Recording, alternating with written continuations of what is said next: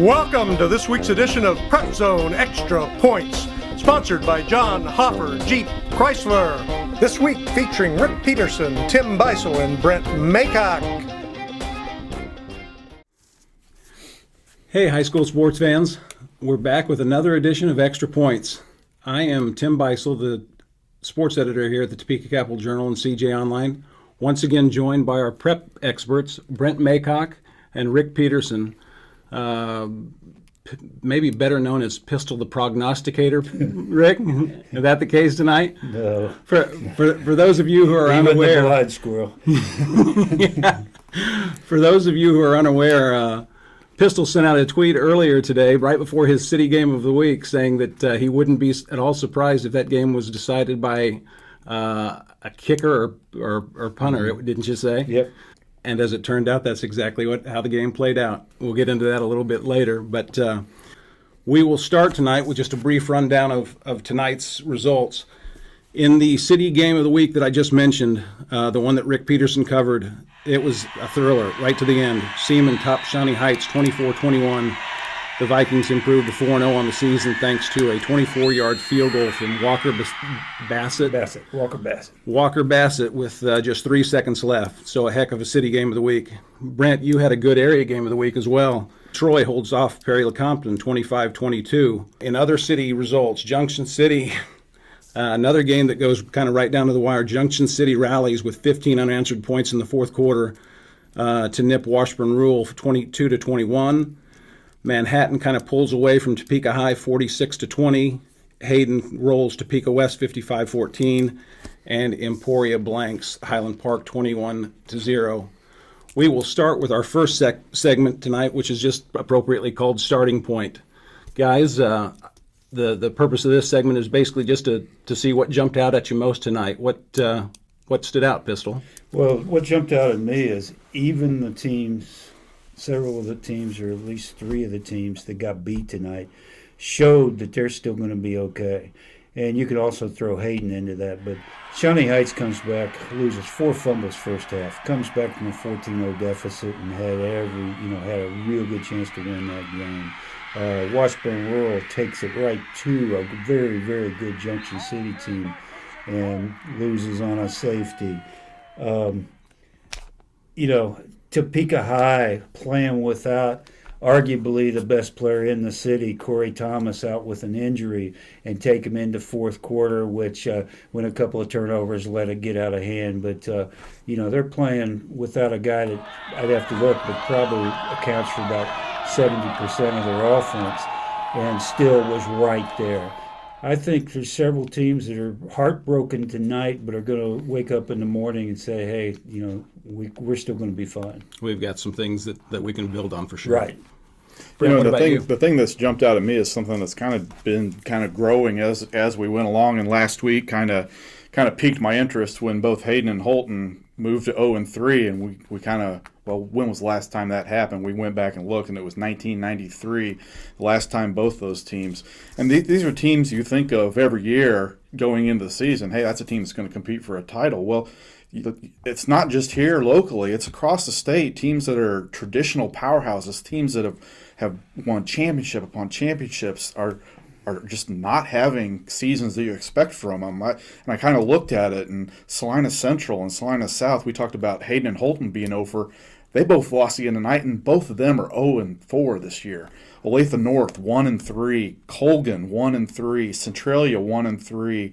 Hayden Holton now 1-3, getting their first wins tonight. These are teams that have combined for 34 state championships in their program's history, and right now they're a combined 5-23. So what you thought you could almost always count on this year is kind of flipped on its head, and you're seeing other programs kind of rise up, and that, I think that's good to kind of see some of that new blood kind of coming in and establishing themselves, and kind of create some more interest and more excitement in different pockets that maybe haven't seen it, and certainly some of these teams are going to get their ship righted. It's a product of playing some tough competition. Holton's 1-3, and all 3 of their losses, they were in the game in the fourth quarter, either leading or tied in the fourth quarter. Hayden's losses have come to good teams. Colgan's lost to some really good teams, Olathe North and some of those. So, they're losing to good teams, but those are games they've just never lost in the past. So that's the thing that's kind of just stuck out at me, is just seeing some of these traditional powers you could count on really struggling this year. It is kind of eye-popping, because that's kind of the who's who of high school football It in is. recent years anyway. So, but like you said, those are all good programs. I'm sure most of those teams will get things turned around here quickly. That brings us to our second segment, which is going to be points of emphasis. Pistol, let's start with you, since you had such a good game, your city game of the week. Seaman 24, Shawnee Heights 21, decided again by the late field goal. Well, the thing is, Shawnee Heights is going to look back at that game and think, gosh, if not for, they fumble 5 times in the first half, lose 4 of them, one of them on a punt that, hit a player. If not for that, they would have never been in the position maybe to have to come back like they did. The flip side of that is they did come back. They come back from 14-0 to tie. They come back from 21-14 to tie. And, they were right there. And so I think that's a team that they're gonna be okay. They got a schedule that I think they can still win several of their games and make a run at getting home field for that first round. Seaman is in great position to get a first round, but they also have a tough schedule coming up. They have 3 of their final 4 games of the regular season are against good 6A teams: Manhattan, Washburn Rural, and Junction City. So I'm sure Glenn O'Neill's telling his team that, hey, what we've done now doesn't mean a whole lot if we don't take care of business the rest of the way. Those are the things that kind of, stick out at me. And that and the fact that Washburn Rural just needs one big marquee win to get over the top. They've had games against Manhattan the last several years where they look like they're right there to beat Manhattan. They're right there to beat Junction City. A lot of times you just need that one good fortune and then build off that. But I think they're going to be fine. They played a heck of a defensive game tonight. They showed some signs of offense. And, they really decimated at quarterback right now, but Preston Williams came in and did a good job. They're going to be fine, too. So that's what I take away. I don't think we mentioned it, but Washburn Rural was actually leading that game 21-20, and they're actually leading 21-7 at one point. Junction City ended up scoring 15 unanswered in the fourth quarter, and they got the win on a safety with just over 4 minutes to play, and the safety came on a fumbled snap on a punt attempt. So that is a heartbreaking way to lose. But the flip side of it, as you alluded to, is that they were right there against one of the state's premier programs. And it's been said a million times, good, successful teams find a way to get those breaks somehow. Right. It just seems that they find a way. Brent, let's get into your game a little bit today. Troy 25, Perry-Lecompton 22. Looked like Reed Greaser had a nice game throwing 4 TD passes. Yeah, and he had to because Troy could not run the ball at all tonight. Every time they lined up and ran a traditional handoff running play, it got stuffed as Perry just dominated the line of scrimmage, both offensively and defensively in the first half. They run for 176 yards in the first half. They hold Troy down rushing. Now Troy threw the ball well, which is that's their forte. They spread it out. They get the ball in the hands of. They got 2 or 3 receivers: Cutter Huss, Brody Winder, who are really good, and they do a good job of there. But at halftime, Derek Jasper, the Troy coach, he was just not happy with the way his team was playing up front, and just couldn't believe they couldn't run the ball at all. And he knew they would have a little bit of trouble stopping Perry's run game, but it was just right up the gut all night long. So I think he challenges his team a little bit at halftime, and it worked. They hold Perry to 83 yards in the second half, 85 yards, something like that in the second half, and really buckled down. They made a couple big fourth down stops, including one at their own goal line.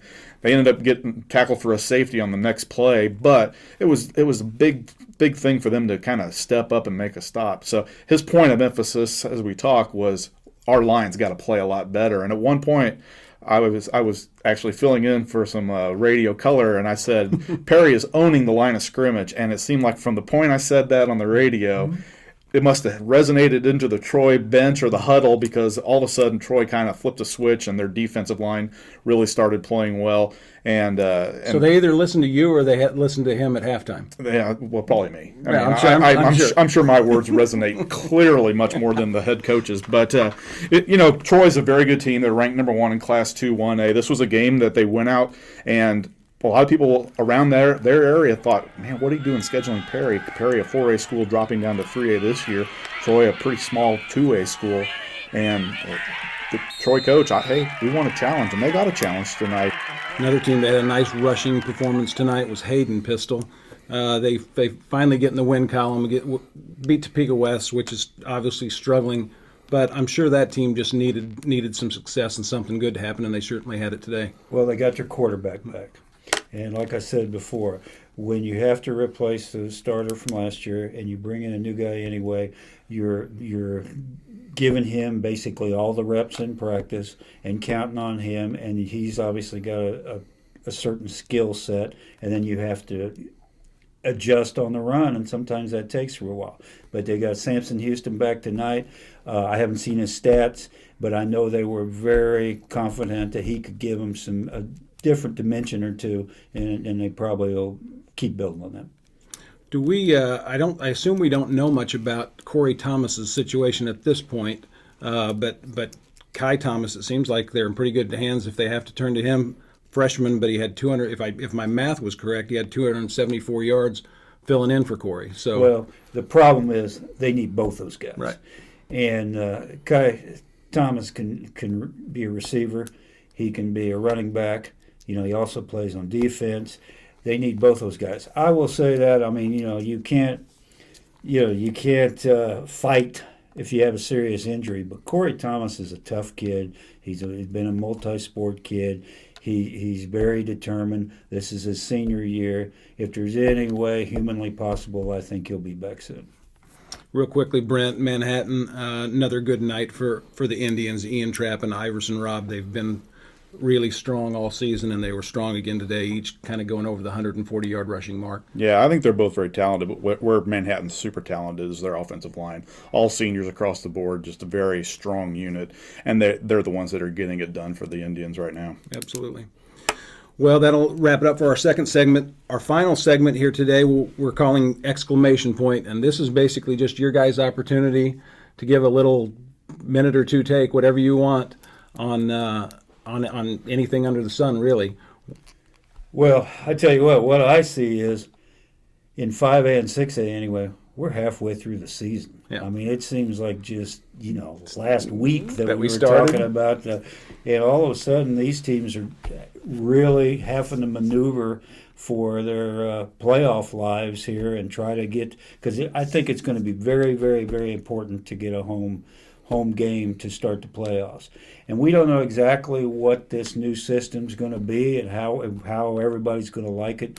But right now, I still think there's 3 or 4 city teams that could get home field that first week, and that would be huge.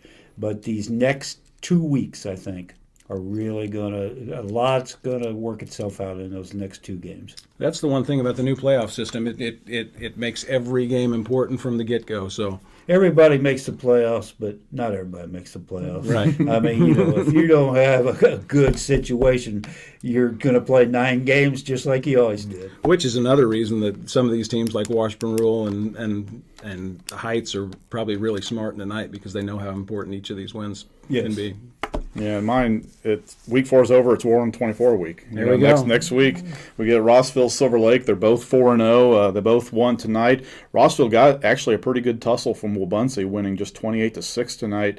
And Silver Lake beats Rock Creek by about 20-some points. So, we're both 4-0 going into it. Rossville's riding a 32-game winning streak, and they've won 3 or 4 in a row in this 3 in a row in this series.